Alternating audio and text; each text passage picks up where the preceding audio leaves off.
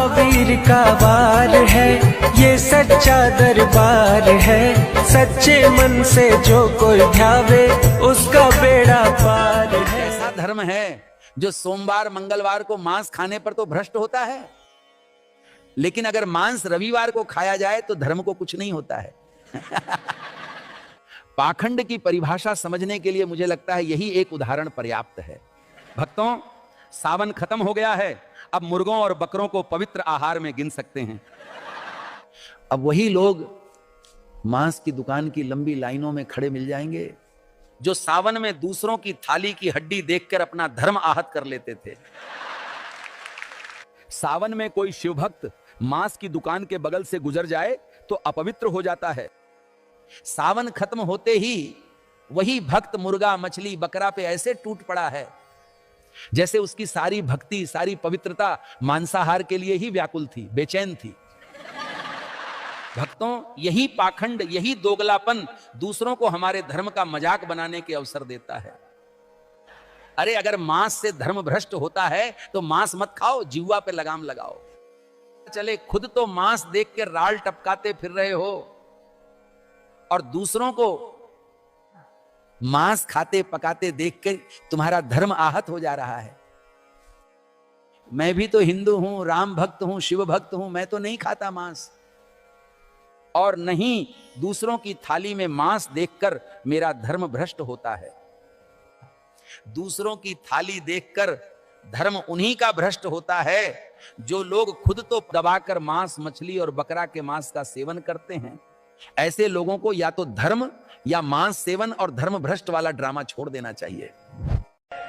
जो कथा भागवत में भगवान के विषय में बताया जाता है, मैंने कहा वे झूठ बोलते हैं। अगर कोई इंसान बीमार होता है तो कहां जाएगा बोलो? राम मंदिर जाओगे या अस्पताल जाओगे?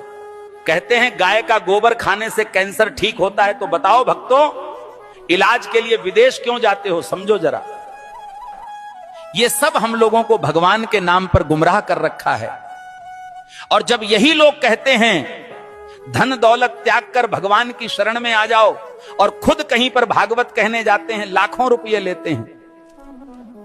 ये मायाजाल ही तो है। भगवान की शरण में जाने का मतलब ये थोड़ी है कि अपने शरीर का ध्यान छोड़ दो। जो शरीर भगवान ने दिया है उसकी सेवा भी तो ईश्वर सेवा है।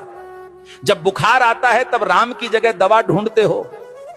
जब जीवन भर की परेशानी हो तब बाबा का झूठा गोबर इलाज क्यों बन जाता है? गाय पूज्य है, इसमें कोई दो राय नहीं, पर यह कहना कि गोबर खाने से कैंसर ठीक हो जाएगा, यह विज्ञान नहीं, धोखा है।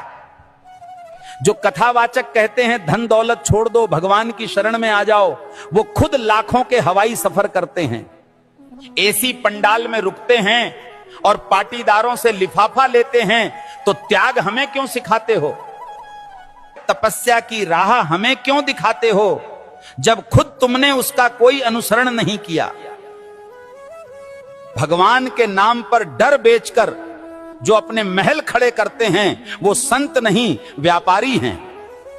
सच्ची भक्ति वो है जो आंखें खोलती है, ना कि आंखें बंद करवाती है। और आखिर में बात सीधी सी है, भगवान अंधविश्वास से नहीं, सच सेवा और विज्ञान से मिलते हैं। सीताराम सीताराम। भविष्य मालिका कहती है जब पाप बढ़ेगा तो समय न्याय करेगा और धर्म की असली परीक्षा शुरू होगी। 2032 से सत्य युग का आरंभ होगा, लेकिन उससे पहले पूरी धरती हिलेगी। प्यारे भक्तों, 2 सूरज दिखेंगे आकाश में, पर उनमें से एक सूरज नहीं, विनाश का दूत होगा। बंगाल की खाड़ी में गिरेगा अग्निपिंड और समंदर उठकर धरती को लील जाएगा। 7 रात तक सूरज नहीं उगेगा, चांद नहीं दिखेगा, बस अंधकार होगा और भय। जिसे तुम प्राकृतिक आपदा कहोगे, तीसरा विश्व युद्ध दस्तक दे चुका है। शब्द नहीं, अब शस्त्र बोलेंगे। भारत पर हमला होगा, परंतु धर्म की धरती कभी झुकेगी नहीं, क्योंकि भगवान कल्कि का अवतार होगा। जो शरण में आएगा बच जाएगा, जो अभिमान में रहेगा मिट जाएगा। प्यारे भक्तों, भविष्य मालिका चेतावनी नहीं, ये वक्त की आवाज है। जो सुन लेगा वही कल को देख पाएगा।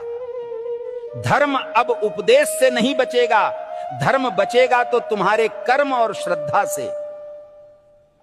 जो अब भी सो रहे हैं समय उन्हें जगाएगा नहीं बल्कि बहा देगा इतिहास की धूल में। अब भी समय है भक्तों, या तो धर्म के साथ खड़े हो जाओ या अधर्म के साथ डूब जाओ। कल सऊदी अरब में आयोजित मेरे सत्संग के दौरान एक भक्त ने मुझसे एक दुखद प्रश्न किया। भक्त ने प्रश्न किया, गुरुजी, क्या राखी बांधने से बड़ी बात यह नहीं कि हर औरत को बहन समझा जाए? अरे मूर्खों, राखी के धागे पर इज्जत की एक्टिंग करते हो और बाकी दिन उसी इज्जत को आंखों से नोचते हो।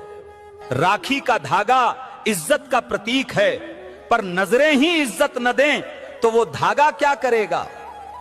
जो आज बहन कह रहे हैं, कल उसी जैसी स्त्री को घूरते हैं। यही विडंबना है।